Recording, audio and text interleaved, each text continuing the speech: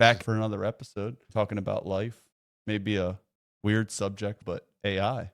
We've been going in with Aura, our consulting company, bringing people that don't know how to implement AI into their companies, helping them out, showing them how to do it, not charging $500,000 for custom AI solutions. Man, just on posts, we haven't been really posting our products or demos yet, but yeah, random post to warm up to what we're doing and explaining it a bit. It's funny to me, dude.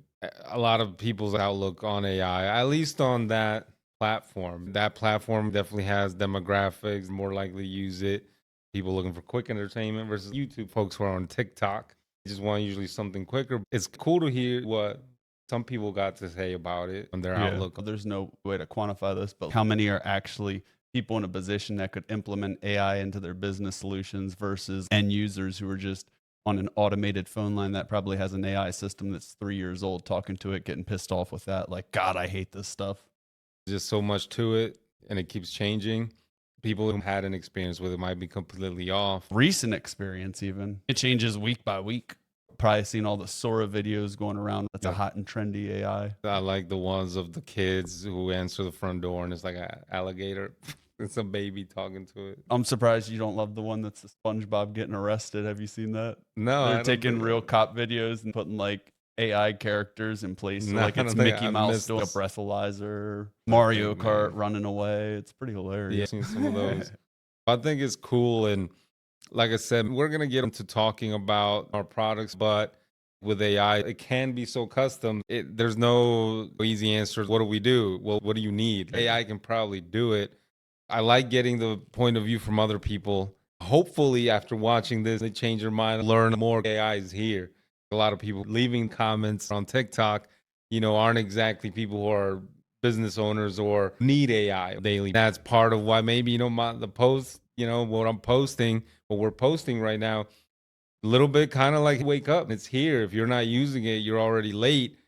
If that resonates or bothers you, then chances are you're already too late. You got to start learning. I have a mailbox. I don't need an email address. That's kind of what it sounds like. Then go exchange your car and get a horse and carriage or just walk. People drive cars. They embrace technology when they have to or see the benefit. There has been a lot of negative with AI. There is a lot of negative with AI. That's not to say there's not. I mean, that's like to say the internet just got created, everything's great with it. No, the internet sucked and it still kind of sucks. It can be a good place, but futures and our future is dictated by the internet. And it's like AI. You can complain about it. You can have had a bad experience and heard somebody else had an AI phone system. But if that AI phone system's not constantly learning and being updated, and the person who's developing that or the end user who's using that isn't adapting to these new systems, they're falling behind. It's like getting a Ford Model T and comparing it to a Lamborghini. There's no comparison. Instead of a year change, AI accelerates in weeks. What you didn't think was possible last week is possible this week. Business owners that don't know how to implement it or even care to implement it, they just lack the understanding. This is going to change the way you operate your business. This is going to give you foresight you might not have. It's not as easy as going into ChatGPT, like that's the one everybody knows. And there's models within models even. So it depends how you're applying and how you're using. And I mean, I urge people really to research, if you're a business owner, to research the benefits of AI for your business. It's not to take anybody's jobs away. There's certain things that AI can't do. Sometimes can't physically drive places till we get some like Optimus bots. People will hate that. But realistically, when saying it's going to lay this company off or lay these people off, it's going to also emerge industries, and the industries that we don't know yet. My dad used to say our future lies in the hands of people we haven't met. I think our future with commodities and how businesses flow and function on a day-to-day basis is going to start to change. If you're not on it now, you're getting behind. Not a good space to get behind. Eventually, I want to talk about our first product, the AI receptionist or office manager that can do a lot of things. So I eventually want to definitely touch on that. But real quick, like I said, for the folks on TikTok, a lot of people seem to have a problem, not with AI itself, but with generative AI on the artwork side, that now things can be replicated that before you got to be talented to do. I think that's where we're getting a lot of flack on Kind our of done by AI, Yeah, done by a tattoo artist, but AI came up with it. nice. Yeah. That is dope. See? But then I go back and forth on that too. I have a friend that uses generative AI and he's an artist, but to spark a brainstorm, taking away.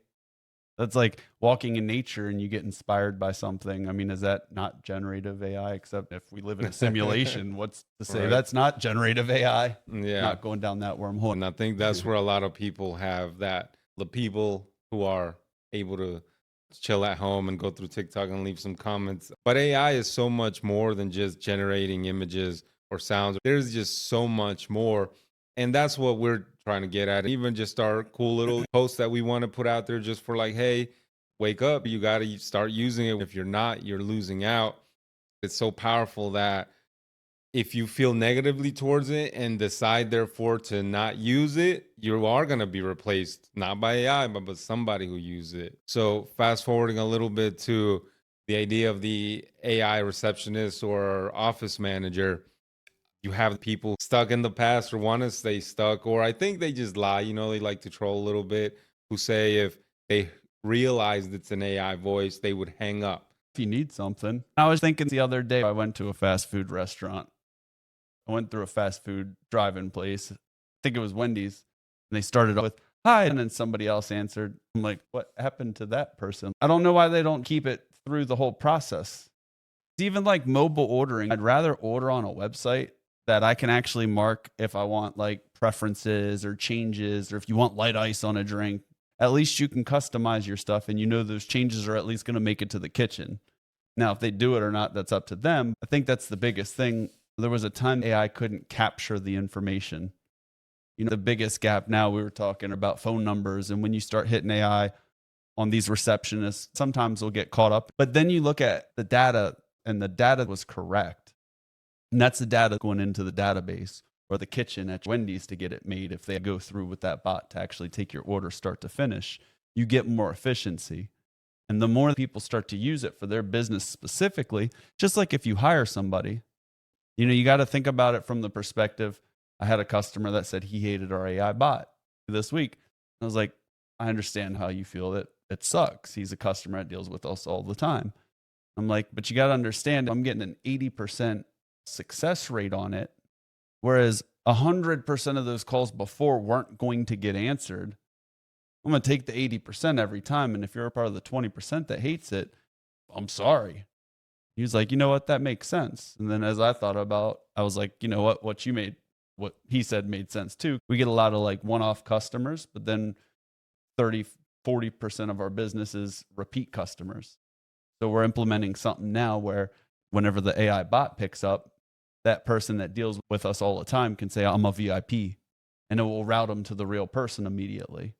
Right. So there is, some flaws with it, but if you never implement the system and never work through the processes with the system or the inefficiencies or where you like to improve it, it's just like hiring a new person. Except the difference is once you train this new person, they're not going to quit and they're only going to get better. The more information in and the more situations they're put in, the more refined that AI receptionist bot becomes for your company. But if you never start, it will never start. 100% of those calls would have been missed. 80% of people don't leave a voicemail, and 60% will call your competitor immediately. If you're in a service-based business, a missed call is missed money. Like you said, there's a success rate, and we'll take those odds. If a company doesn't want a human on the phone, I don't want to deal with them. That's crazy thinking. As a business owner, you see the potential of freeing somebody up, not replacing a human and then firing them, but using that human for something else. At least that's what we go off of. We're trying to help companies take the AI office manager and have it do all these tedious tasks, free up people for something else. So when you compare a full-time salary, benefits, paid vacation, for a small business owner, it can be very cost effective to pay for an AI receptionist. And when you have high weekend call volume and you don't need a secretary the entire week, maybe it's only the weekends that you're lacking. But you don't have to hire somebody for an entire week or pay them a minimum salary when you can just flip a switch on business owners talking about I don't want to talk to a bot. They're saying people are falling in love. I have my wife. I'm in love. It's not with AI, but I've had deep conversations. The bot will understand what I'm trying to communicate than somebody in another country that's literally reading a manuscript and can barely read it off the screen. And it's a yes or no prompt. Whenever you ask them a question, that person can't deviate off that script. Because most companies that you talk to, any corporate company, those people aren't bots. No offense, but they're drones doing the same thing day in, day out, reading the script. AI doesn't act that way. AI will actually deviate and try and understand what you're saying most of the time. Though I'm going to take the higher success rate of more times than not, it's going to push that person through a process that a person usually couldn't have taken them through. You want it to have a personality. With us, we want it to be funny with hospital jokes. How many people are actually going to do that answering a phone? One of the most amazing things to me was in my dad's book. He had replaced the lead, step 10. We used to say it was the 9 steps to high definition selling because nobody ever replaced the lead, which is asking for referrals. At the end of every one of our phone calls, that AI assistant says, "Hey, by the way, before I hang up, do you have any friends, relatives, or family that might be in need of our service?" I've heard it asked. People are like, "Do you work in Woodbridge?" Yeah, that just got me a lead. I wouldn't ask that question every time. It's the pinnacle version of what that business owner would want it to be. At one point, you had those same responses on the idea of the AI receptionist, the same responses or comments people would have made about the phone menu. Right. There's nothing more I hate than calling a business and dealing with phone menu like an automated thing. It picking up a background noise and then you're in the Yeah. wrong menu and you're stuck. Yeah. So I'm sure there was people like, oh, if I call a company and they have one of those phone menus, I won't deal with them. Guess what? You're dealing with those companies every day. If you're not using AI, you're not a business owner and you haven't found a way for it to benefit you yet, naturally you're going to feel negatively towards it. But I challenge you to look around, figure out a problem in your life, and as long as it's not too deep, We'll go deep in there. I promise it will be right. find a way to benefit and start learning to use it. It's so much more than generative AI. If your idea of AI is just something used to make images or music, you have a tiny percentage. Yet for business owners opposed to it, it's worth trying to talk to on a system or getting a demo. It's pretty amazing how far along it's come. People don't understand preconceived notions. So if you're not out, you're in. I think that's a good place to wrap up. Leave a comment. Tell us why you hate AI. Tell why you love it and what you think you can do to stop it. Yeah, give me some tips and tricks how I can mess up my AI and make it not do its work. So give me some ideas of things that I can say to the AI to trip it up.